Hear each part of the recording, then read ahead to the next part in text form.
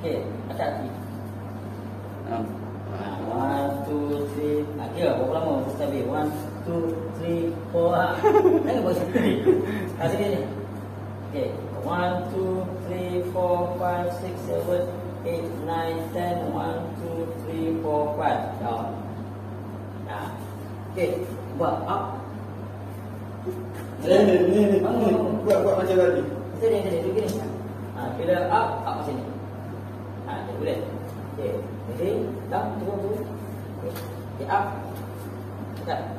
1, 2, 3, 4, 5, 6, 7, up. 1, 2, 3, 4, 5, 6, 7, 8, 9, 10. 1, 2, 3, 4, 5. Down. Okey, dulu.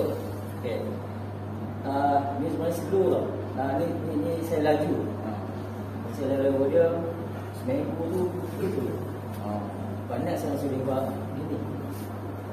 Kalau ada benda dekat sapi, dia mula 1, 2. Tapi kaki ni kena bentuk dulu.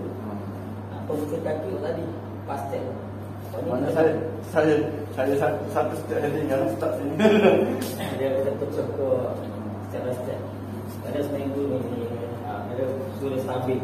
Jadi automatik masa ni dia sebenarnya buat rangkit macam ni. Dia kita jinjing maksimum. Jangan move akak kan. Jangan move akak.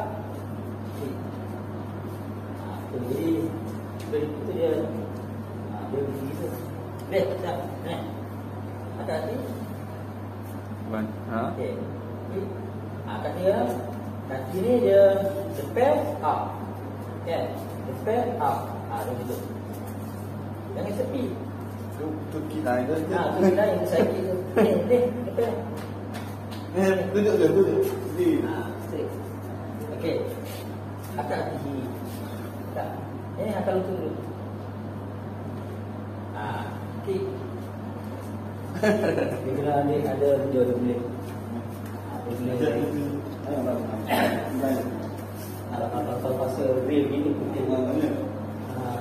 Biasa dia pasti ni. Cuba buat lagi. Mai. Cuba lagi.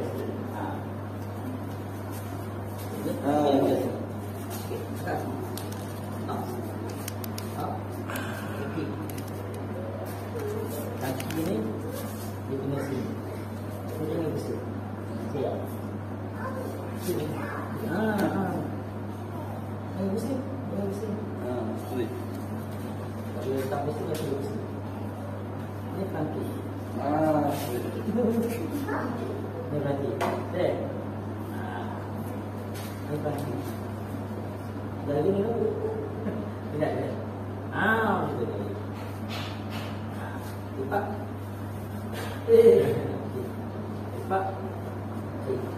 Macam ni. Inilah kaki. So kena kaki duduk jinjing, duduk angkat kaki.